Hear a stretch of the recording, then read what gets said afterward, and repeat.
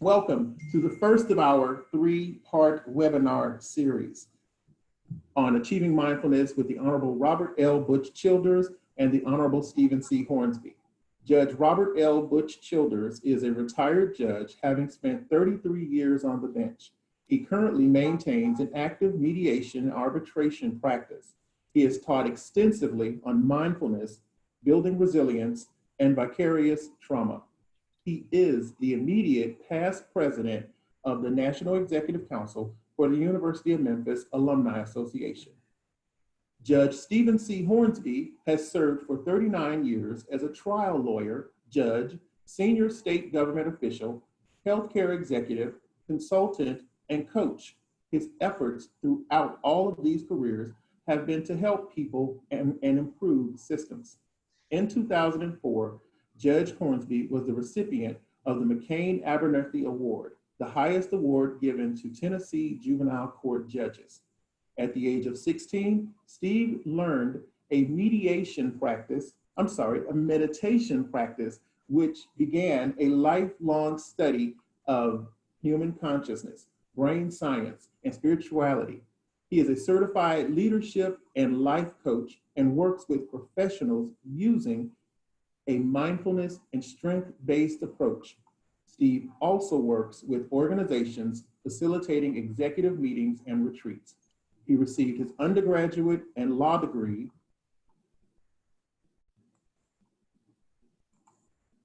from the University of Memphis. He holds dual certifications in leadership and life coaching from Coach for Life, is a trained circle process facilitator, and a graduate of the Silva Method Mindfulness Training. Welcome, Judge Childers and Judge Hornsby. Thank you so much, Willie, for that kind introduction. Good afternoon, everybody. Thank you so much for joining us for the first in this series of Achieving Mindfulness in Our Current Times. I am Judge Butch Childers, and my friend Judge Steve Hornsby is going to present with me today. Housekeeping matter. Your chat function is disabled. However, if you have a question, please use the Q&A down at the bottom of your screen. Click on the Q&A and you can type in your question. We're going to try to save about 10 minutes at the end of our presentation. We're going to take about 45 minutes here and to save about 10 minutes for questions. So if you have a question, please type your question down and we'll do our best to answer any questions. So let's dive in and talk about achieving mindfulness in our current times. You know, we ordinarily every day before this pandemic started, we all deal with stress every day. Some of us deal with, stress 24/7, 365 days a year with the ordinary stressors of life.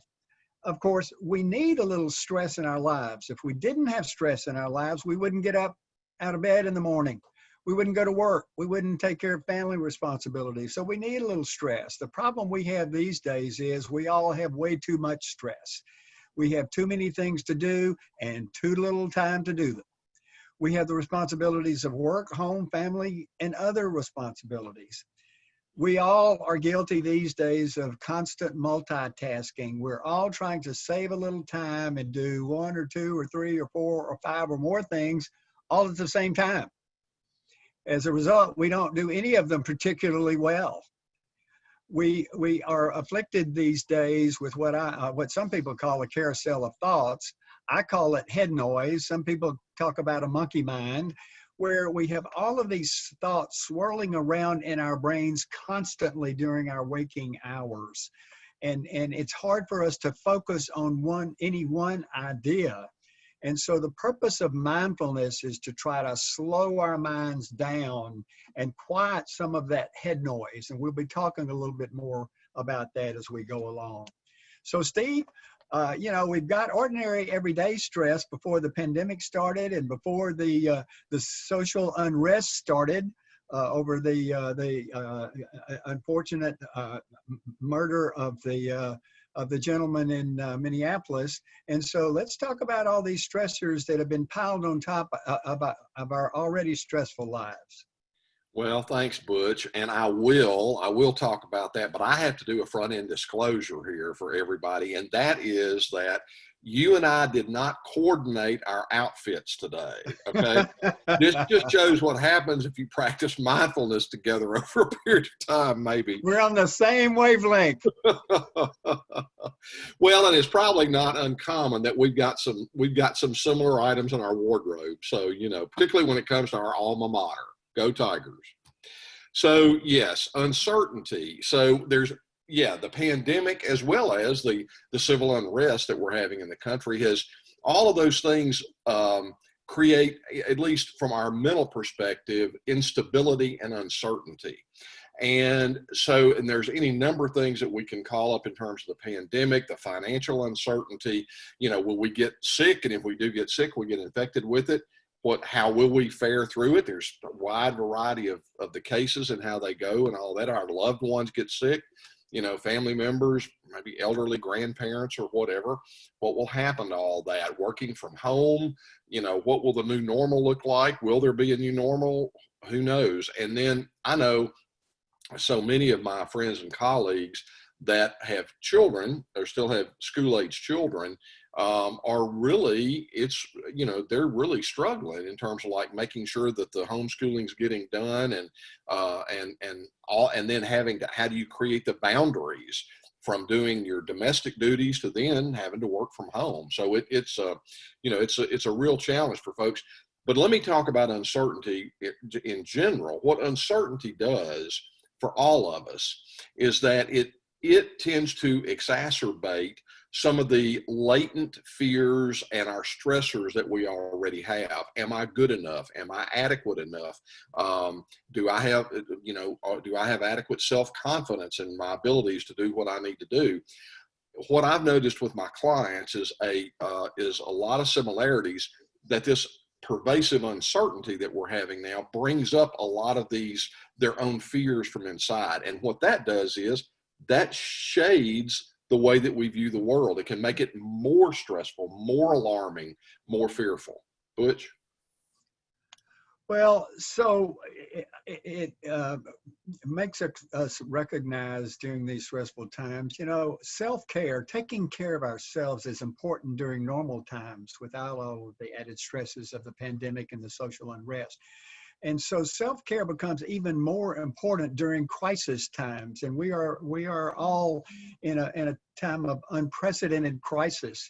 We haven't had a pandemic like this in over 100 years in our lifetimes. So self-care becomes extremely important. So Steve, let's talk about trying to, the importance of boosting our resiliency. Yeah, resiliency is important for how we're able to get through all of this. The key word here it goes back to the Latin root word for resiliency, and the Latin root word is solere. And solere refers to being flexible. It means to flex. And so interesting. I love looking up, doing the research on etymology with words because they can show so much. It gives more context and texture to words that we're using in everyday language. But in conjunction with solere is also with flexing is if you were to engage in a dance. So if you think of dancing with somebody, if you're engaging with another partner and you're dancing, you have to move, you have to be flexible, you have to work with them. So resiliency is a lot like the big palm trees that we see during a hurricane. When the 120-mile-an-hour winds come along, those palm trees lay over to the side and they bend, they're flexible. And then when the winds pass, most of the trees come back up. If they didn't get pulled out by the roots, that's the only thing that stops them. But they will come back up. And that is because they've got that ability to flex. Butch? Okay, so boosting your resiliency requires intentionality. Intentionality, of course, the noun being the act of being deliberate or purposeful. And we're going to be talking about this with this idea of mindfulness and the mindfulness meditation that goes along with that. So what is mindfulness?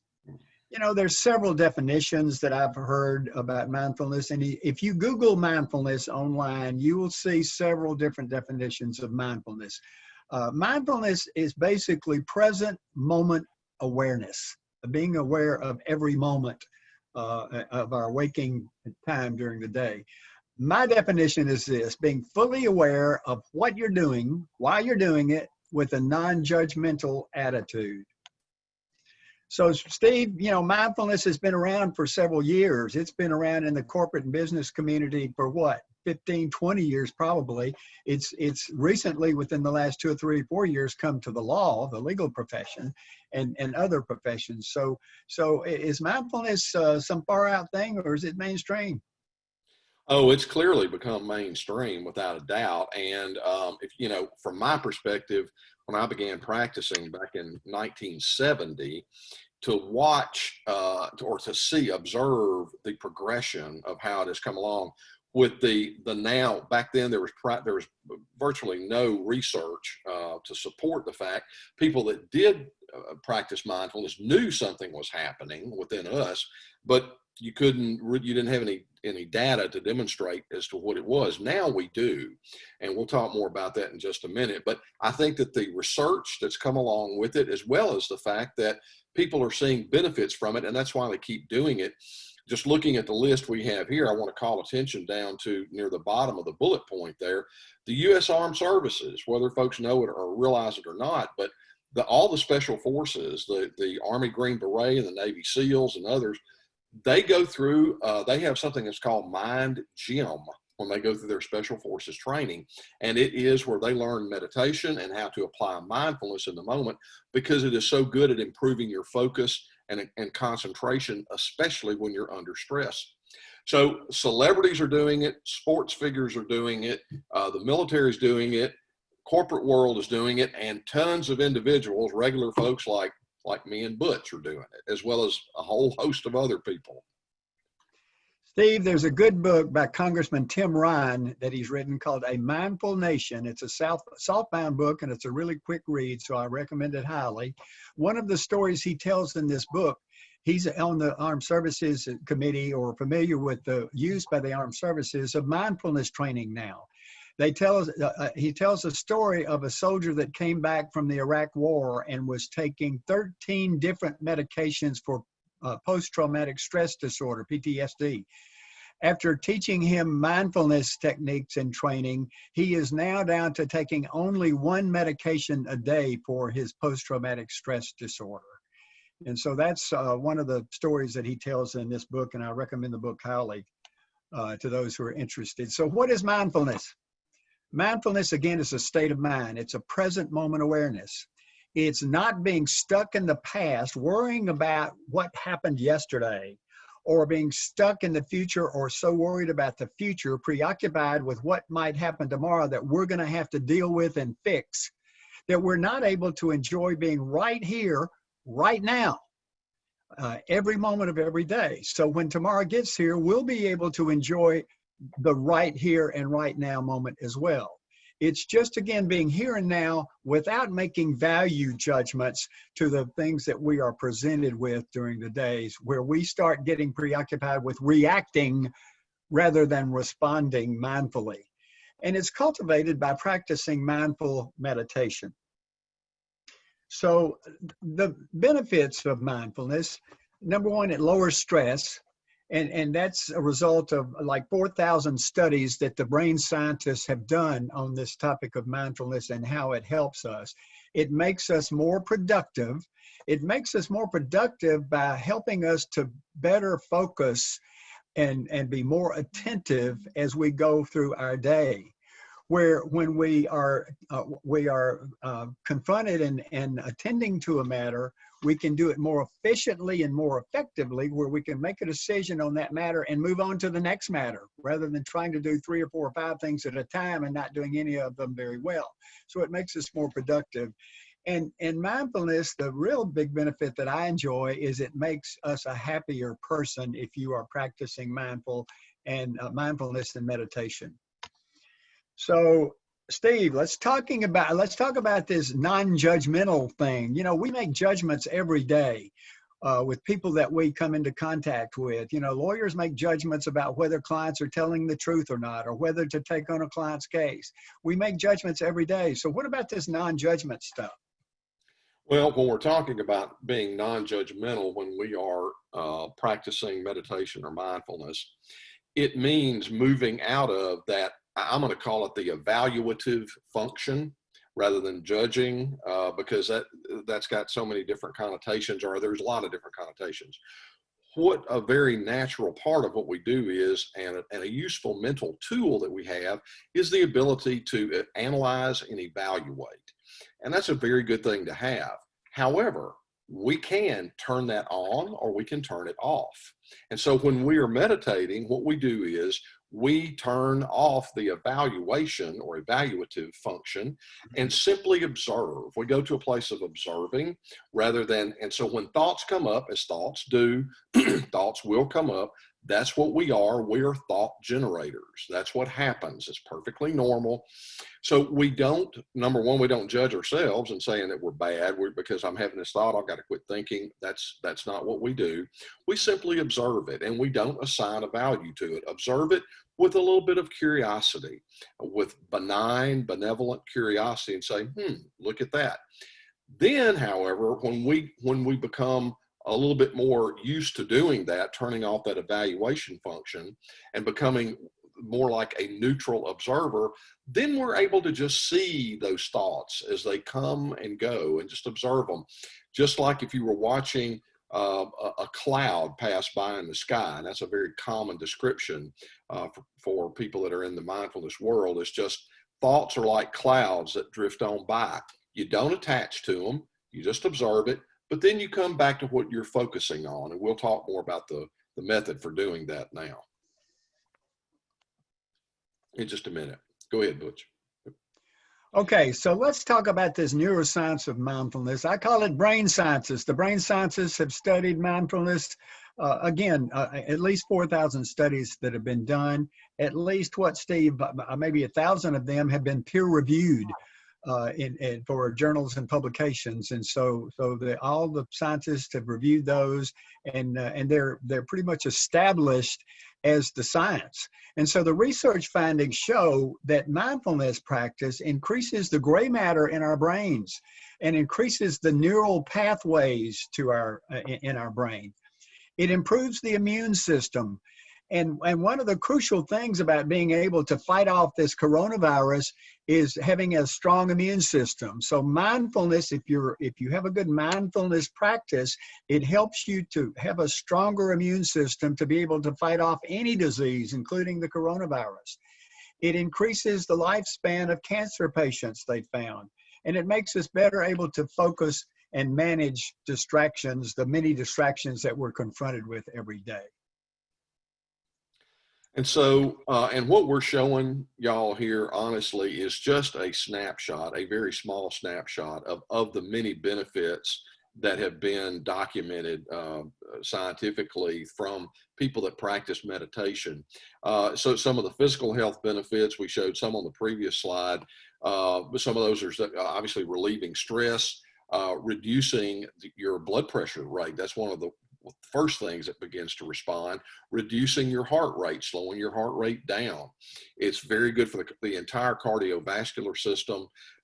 It's also being used very effectively to help treat people with chronic pain.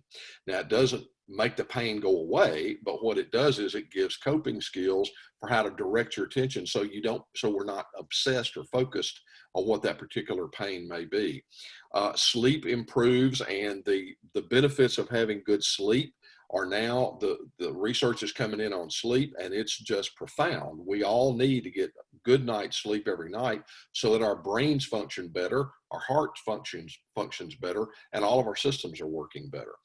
You know, as far as the gastrointestinal issues go, this is so interesting. One of the diseases, when they were beginning to do the research on mindfulness practices early on, one of the diseases that responded quickly to meditation practices is irritable bowel syndrome. Now, don't mean to gross anybody out, But that has to do with irritable bowel syndrome is linked to internalizing anxiety and internal fears and concerns and that sort of thing. And that is directly linked to our gastrointestinal system. So IBS responds very, very well to people who are practicing mindfulness that have it.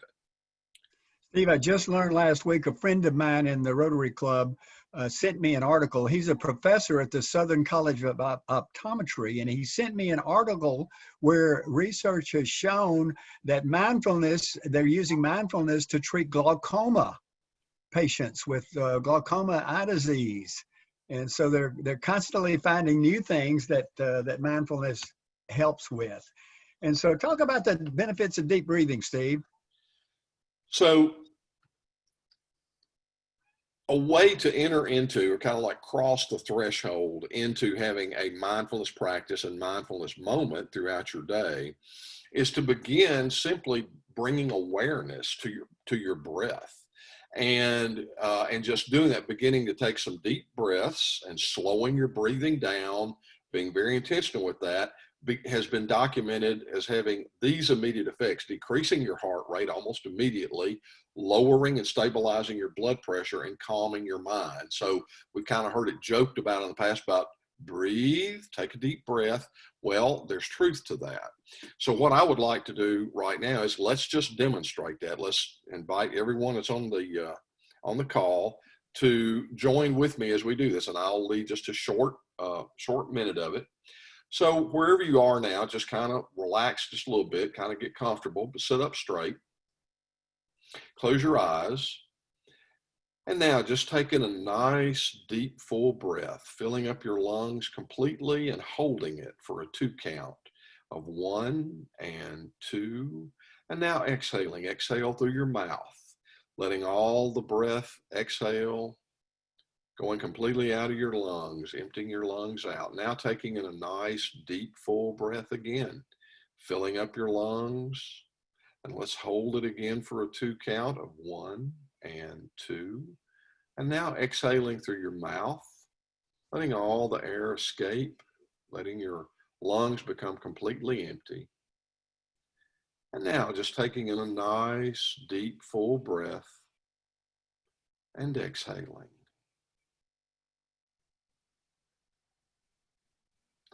Find your natural rhythm. You'll notice taking in a nice deep breath and then exhaling, just letting it flow out. You'll find your own rhythm with that. You may begin to notice that your mind begins to become still and quiet. Your body begins to relax naturally. And you may feel kind of a good, positive feeling. It may just feel kind of good to do this in a subtle, gentle way, just breathing.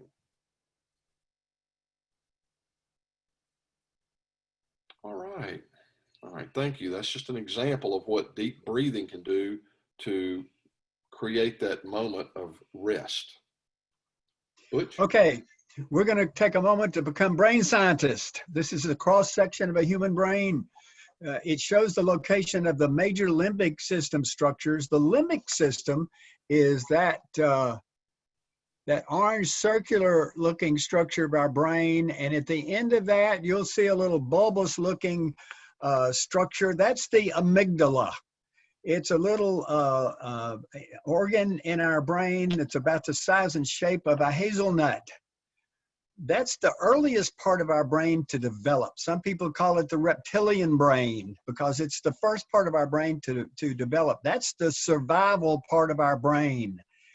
And that's also the flight, fight, or fear part of our brain, the involuntary reaction part of our brain. We don't have to think when that part of our brain kicks in. And we'll talk about that a little further. We're going to be talking just for a moment or two about the battle between the amygdala, the reptilian brain, versus the frontal lobe part of our brain, the prefrontal cortex, the thinking or intelligent part of our brain.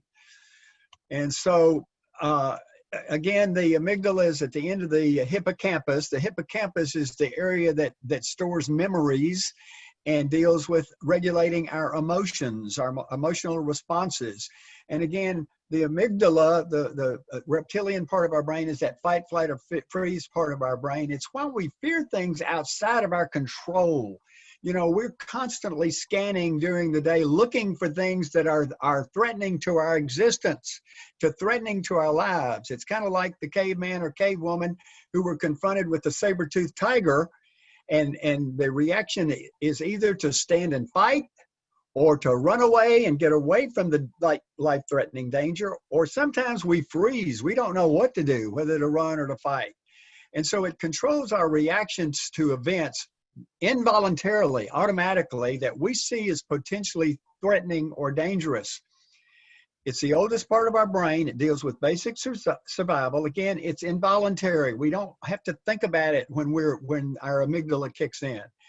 It's associated with a wide range of mental conditions, including depression. So it's, again, important to understand the function of our amygdala, and that when our amygdala takes over, it sometimes short circuits our prefrontal cortex, the thinking, intelligent part of our brain. So Steve, talk about amygdala and stress, how stress plays a part with the amygdala. Absolutely. So, you know, nowadays we don't have that many times when a saber-toothed tiger is going to come upon the scene and threaten our very existence. We might run into that sometime, you know, perhaps in a parking lot somewhere, being accosted by somebody we don't know or whatever. But the vast amount of stress that we encounter and what we interpret as threats are totally in our head. It's the way we view things and our perspective on circumstances. Some circumstances that may be beyond our control, but so much of it has to do with what we believe may be a threat to us. It's not truly existential at all. And this is what distinguishes us from our ancestors many, many years ago. But what it does is, when we encounter that, is that when we encounter stress, we release several hormones into the body. We know everybody knows about adrenaline. That's one of them. But the other one that is so important is cortisol. Now, cortisol is great for those short responses to contract our muscles, give us the ability to run, fight, or go and hide if we need to. And that's a very good thing. But our bodies are designed only to experience that in short bursts. But when we are exposed to levels of stress, many of which we are imposing upon ourselves every day, throughout the day, in many aspects, then cortisol it has outlived its useful purpose. However, we're still producing it because we're under stress. And what happens is that it then begins to have a negative effect on many of the systems within the body. It affects our thinking. When cortisol is in the brain, when that's part of one of the places it goes to, when when it's activated, when our stress response system is activated, one thing that it does is it is exposing our brain cells to cortisol constantly. That's not good. Over time, cortisol has a corrosive effect, just as if you had paint thinner. Now, that's an exaggeration, but you know how paint thinner can take off a layer of paint off a piece of wood. That is similar to what cortisol does to brain cells. Not a good thing. That's why if you've had a stressful day, you come home, you just feel like your brain, we use the term brain dead. That's because of the exposure of cortisol. We become dull, flat, we can't respond. We need to have time to recuperate, quite frankly. Heart rate goes up when we have cortisol in the blood. All kinds of other things. The immune system decreases in its efficiency. And there's tons of research out there now talking about the direct link between heart disease and stress. And of course, that's been happening for years. I think we're all aware of that. So it behooves us to learn how to distinguish and be able to use mindfulness to reduce what we believe to be those stressors in our lives, by being able to use some of the techniques within mindfulness practice. So Butch, back to you. So let me just add the bad things about cortisol that we need to deal with stress or respond to stress. The bad things are physiologically, as I understand it, when we're in a fight or flight kind of situation, a dangerous situation, the cortisol shoots into our system. It makes the oxygen go primarily to the heart and the lungs. So we can either stand and fight or we can run away. We don't get as much to our brains, so we don't think as clearly. And the problem with the increased cortisol levels is it spurs the inflammatory response in our body, and the inflammatory response is a bad thing. That's what causes the diabetes and the high blood pressure and the heart disease and the artery clogging and the strokes. So the prefrontal cortex is the last part of our brain to develop. It develops in late young adulthood. That's why our teenagers sometimes do really dumb things, because their prefrontal cortex intelligence part of the brain hasn't fully developed. It's the brain's top executive. It organizes responses to complex problems. It plans steps to an objective. It searches the hippocampus for relevant experiences and memories from the past on how to deal with the present situation. And it also helps us to adapt to strategies to accommodate new information that we're confronted with. It guides our behavior with verbal skills. It houses our working memory. And it manages emotional impulses in socially appropriate ways for productive behaviors, including empathy, altruism, and interpreting facial expressions or body language. And so if you let your amygdala be in control, it sort of short circuits the prefrontal cortex, and you're not able to think as clearly. And when you're confronted with stressful situations, we want to think more clearly, not less clearly. So Steve, let's talk about applying mindfulness. Yeah, absolutely, Butch. So thinking about how we normally respond in the world to challenging situations, difficult situations, what we deem to be, what may be stressful for us, whatever it may be. We have you can call a habitual response method. And that habitual response is that we have embedded thoughts within our own mental cognitive abilities about events, people, places, things that may be going on. And we automatically go to a reactive place. Something happens, we have a built-in opinion or memory of something like that or something similar to that, or that very thing happening again. And we immediately go to a place of reaction. Now, many times that reaction does not serve us. It may be something that we've learned from years and years ago, or it may be something that was that we learned when we were children before our prefrontal cortex developed, and we haven't really learned how to think through and become more rational, logical about things. And so that habitual thought process leads to a habitual reaction from that stimulus. So what mindfulness does when we use mindfulness, Butch, if you can click to the next one, then it allows us to put a space, to hit the space bar in there between stimulus and reaction. In fact, take out reaction. We interrupt. It's an interruption that takes place in that habituated thought pattern process that we've had. And when something happens, we learn to recognize that, okay, this situation is happening. There comes that coworker that just gets under my skin, whatever it may be. Lawyers, it's that phone call from that certain adversary counsel that drives you nuts, that kind of thing. When you know it's coming, you can prepare yourself and say, okay, I'm going to be mindful. I'm going to have a mindful moment here. And so when it happens, what you can do is you can take a deep breath, and assuming you've been practicing, you've had a mindfulness practice going on for a little while now, and you've learned how to do it, you've developed some of the neural pathways for it, then what happens is you become more observant.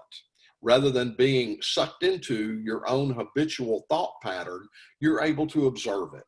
And you can see, okay, here's what such and such is saying. I'm going to listen and pay attention. And what that does is it brings you to a place of choice. And choice, my friends, is a whole lot like freedom.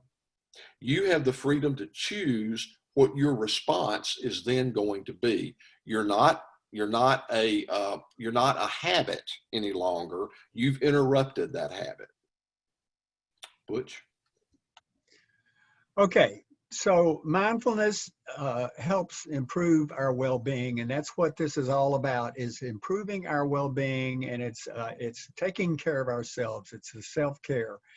So mindfulness, and the brain scientists research has shown this. It supports positive attitudes that contribute to a more satisfied life. It makes it easier to savor the pleasures in life as they occur. Again, not thinking about what happened yesterday, or not looking forward to that vacation 6 months down the road. You're able to enjoy and again savor the little things in life that we take for granted every day, like breathing, and like the sun coming up, and like the beautiful trees and plants and bushes and flowers and that sort of thing. And it generally helps us to make us more grateful people and appreciate all of the gifts that we all receive every day. And again, we sort of take for granted. It helps us to be more fully engaged in our daily activities.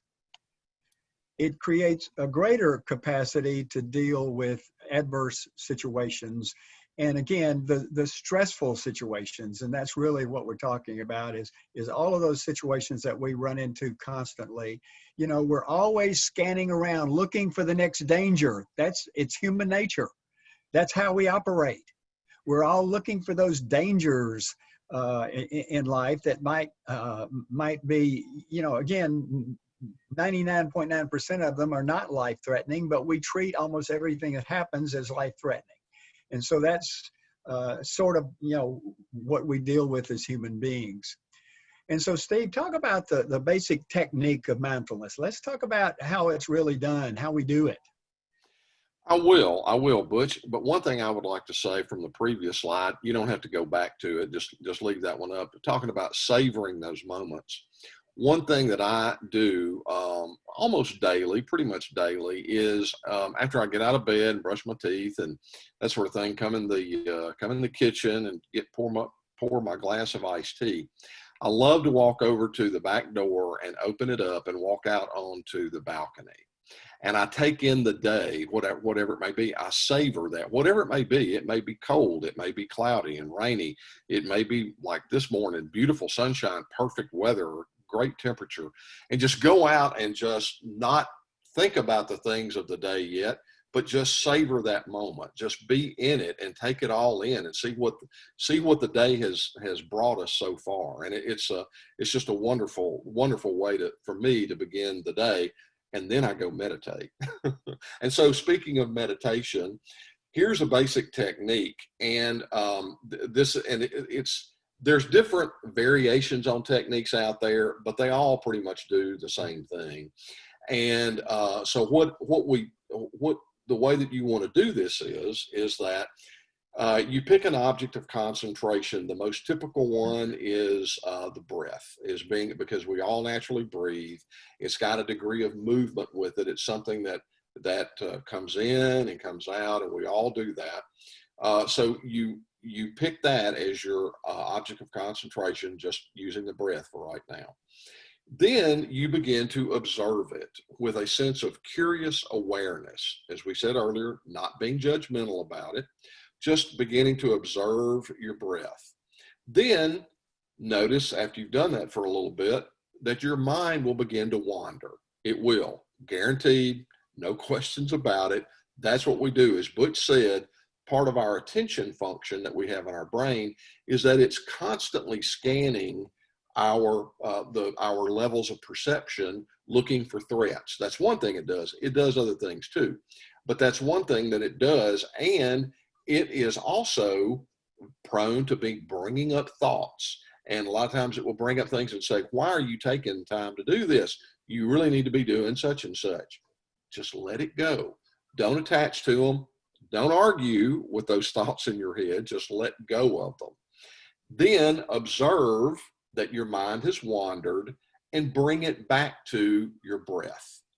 whatever the object of concentration is. I also use a countdown technique where you wind up focusing on the number 1. Nice, soft, luminous, glowing number 1 in the center of your mind's eye. And you just bring your focus back to it. Let your breathing slow down, do what it's going to do, but you keep your focus on that number 1. Mind will wander off again, and just bring it back. That's what you do.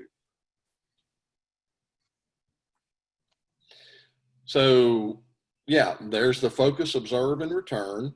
The focus on the object of concentration with non-judgment. Observe when your mind wanders non-judgmentally, and then just gently return it. Just bring it back. Okay, So, Steve, let's do a little meditation. It may be more than a minute. I call it a 1-minute meditation, but it normally takes several minutes.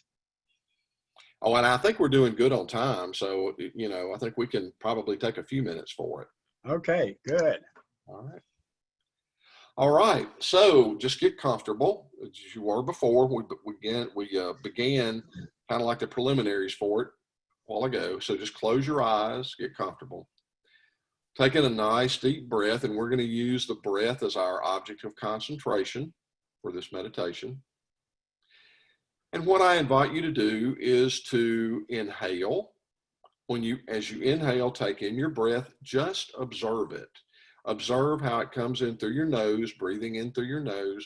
You'll notice the feel of air around the very tips of your nostrils. You'll feel your lungs beginning to expand. You'll feel your chest go outward.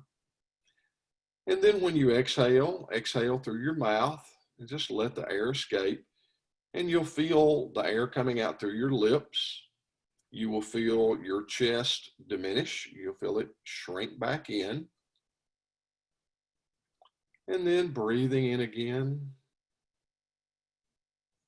And just now begin to breathe naturally, taking in some deep breaths, filling up your lungs, because that oxygen helps slow everything down. When you've got a good oxygen level in your blood. But exhaling, don't have to hold your breath here. But observing non-judgmentally.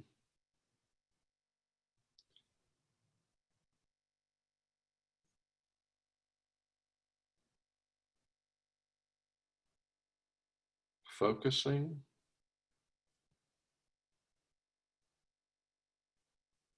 Focusing on your breath. Observing when the mind wanders, and returning. Return your focus back to the breath.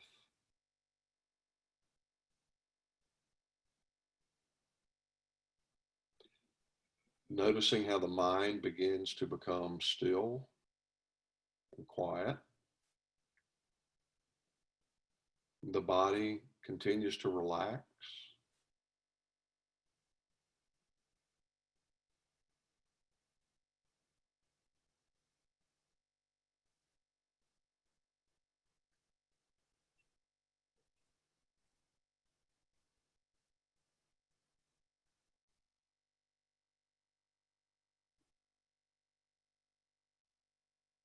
More peaceful, more calm, more relaxed.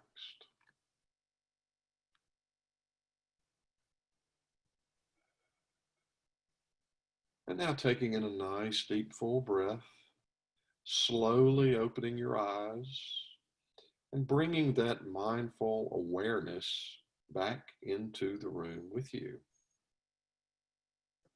Free of other thoughts, just being present in this moment and being aware.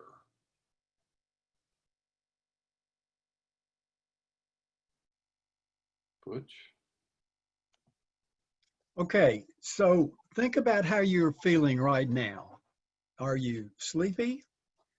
And you know, when I first started learning meditation and a meditation practice, I would often fall asleep. Pay attention to that. That will normally mean you're not getting enough sleep.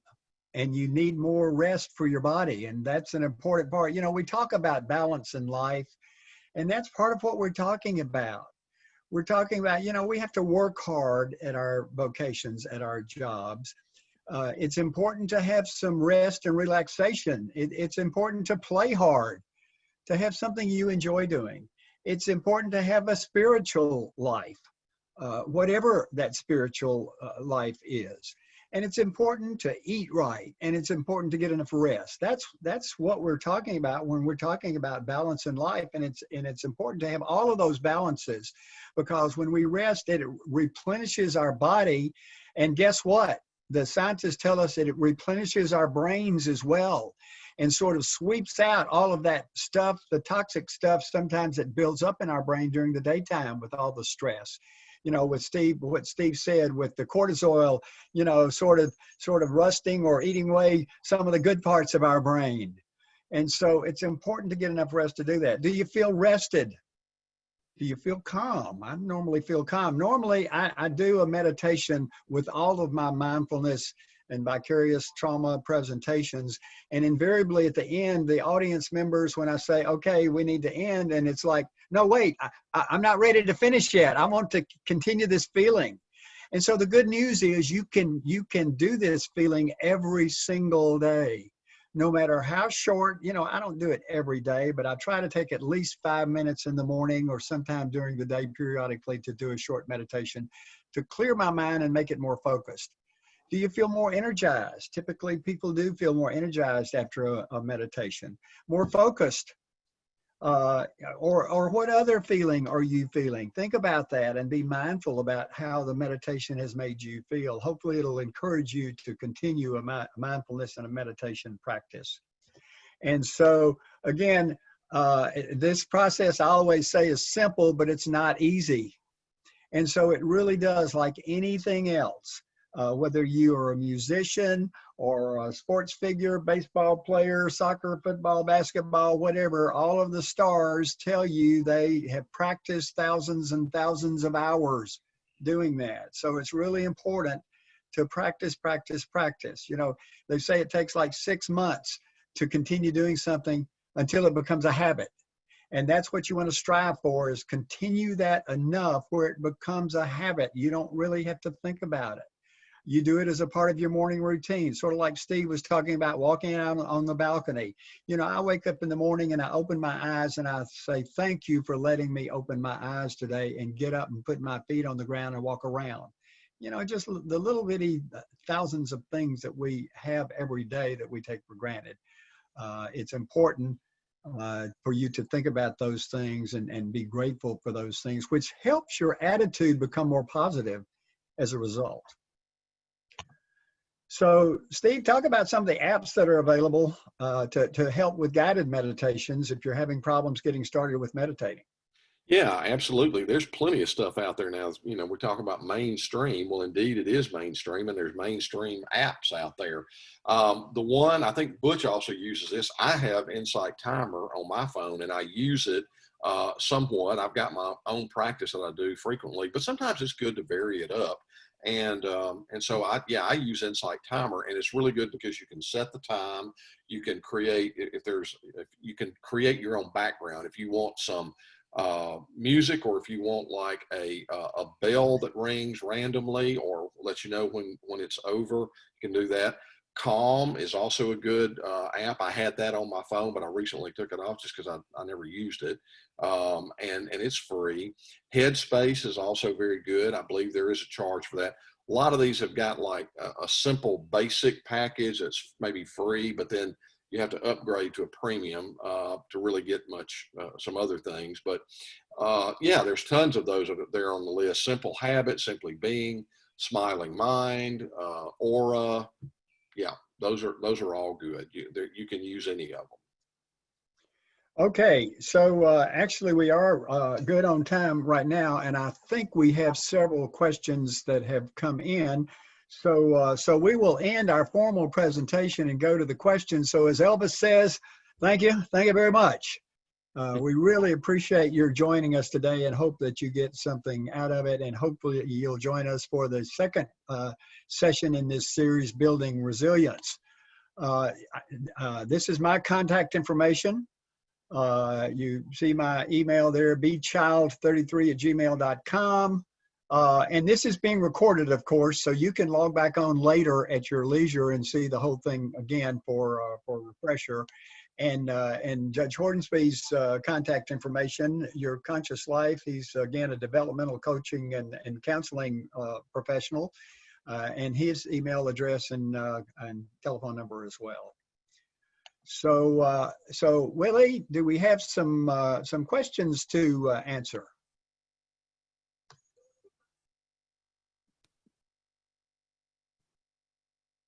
Let's see. Let's go into the Q&A here. Actually, I think we have several of them.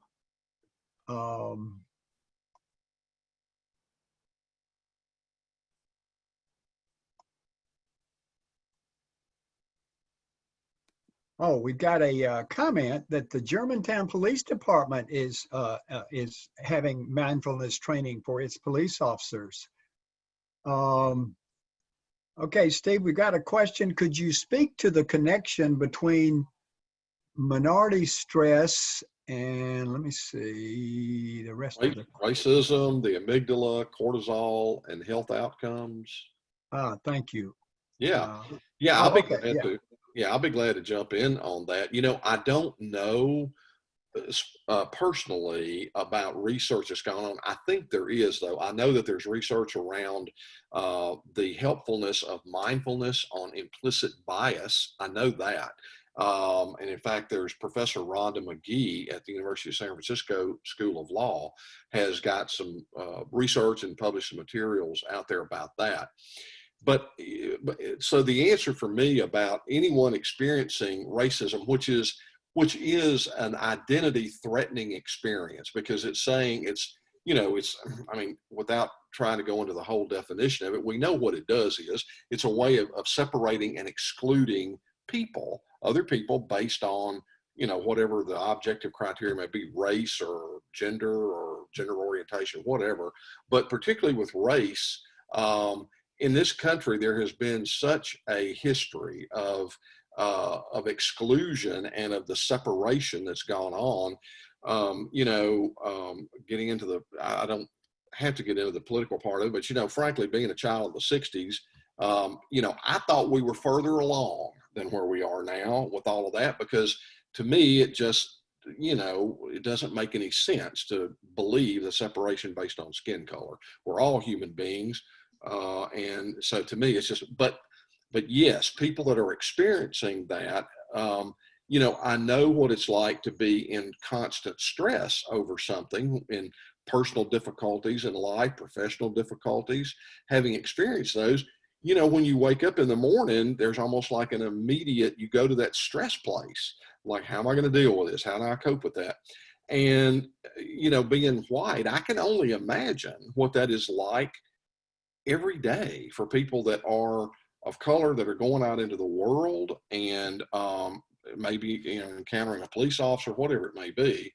And so yes, we know that that is a stress. And so it's going to have that effect on the brain, where the cortisol is going through the brain, it can cause decreased amounts of cognition. We know that.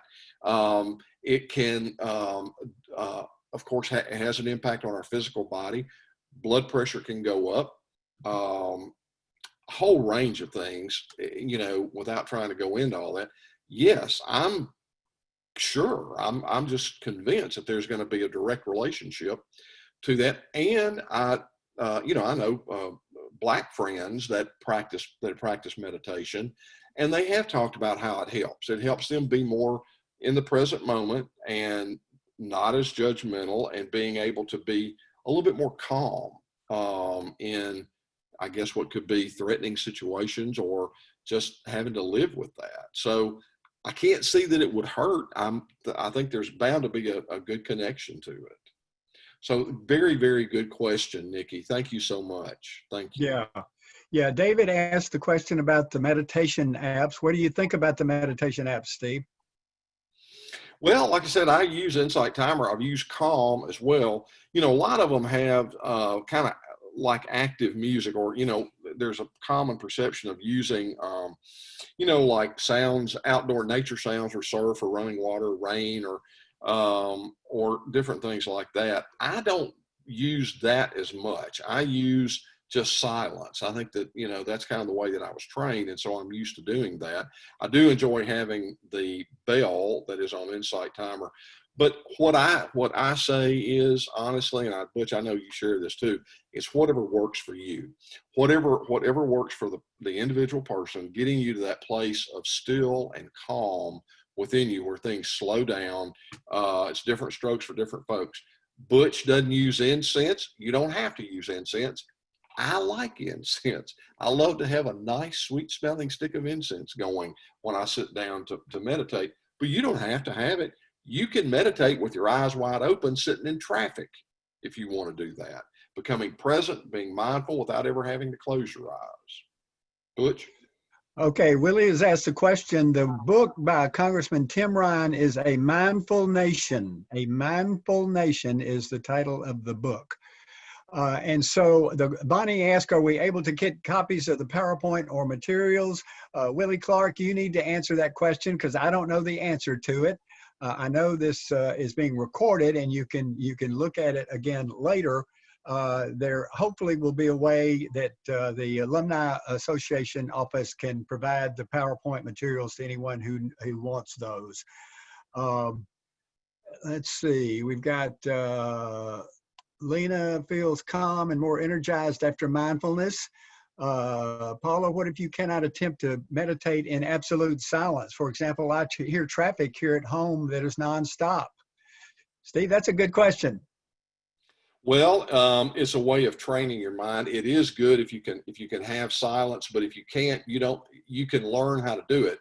And if you want to talk about a goal for mindfulness, one goal is to, although you really, in mindfulness, we don't even like to talk about goals necessarily, but it is getting to that place of being the observer.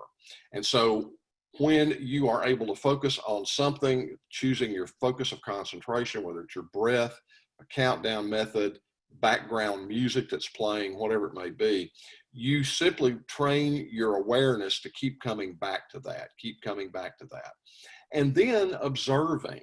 And so when sometimes I sit with my back door open and I'm right down here on the river, right by the Harahan Bridge, and trains go by all the time. And yeah, there's traffic on the bridge, truck horns going and that kind of thing, barges on the river with, you know, the sound and all that. And what you do is you get to where you just learn to observe it. And silence is nice, it's great, but you don't have to have it. But it does take a little experience, and as Butch said, practicing. Okay. Butch, I'd like to jump into one. I saw one from Gene. He said he's practiced on and off for about 20 years, but he'd like some tips for getting into a regular practice. And I would just like to say, create a special place, create a place that's dedicated for that the best you can, and a time. Set aside a place and a time every day for doing it, and you just make it part of your routine, like brushing your teeth. It just becomes part of a daily life for me. Butch? The only other thing I want to offer, and Willie's told us time is up, so we need to end, but I want to say, as far as distractions, you know, when I'm in a presentation, you know, you hear people cough, there's all sorts of things, and I'll just remind you what Steve has said, observe, and then return to your focus on your breath. That's the way to sort of let that, you know, your mind hears those things and just let it pass, just like the clouds. We are out of time. I wish we could answer. We've got a lot more questions. I hope this has been helpful to you. Please join us on July the 13th at 1 p.m. Central, 2 p.m. Eastern for Building Resilience. And we'll try to help talk about ways to help build our resilience again during these stressful times. Thank you so much for joining us. Thank y'all. Come back. Thank you, Judge Childers, and thank you, Judge Hornsby. Again, please don't forget to register to join Judge Childers and Judge Hornsby for part 2 of our webinar series on mindfulness, where we will focus on resilience. Again, that's July 13th, 1 p.m. Central Standard Time. And if you would like the PowerPoint presentation of this or any information, please email me at wclark@memphis.edu. Thank you. Thanks, everybody. Thank y'all. And maybe we'll get to all the questions next time. I hate we didn't get to everybody this time. Yes.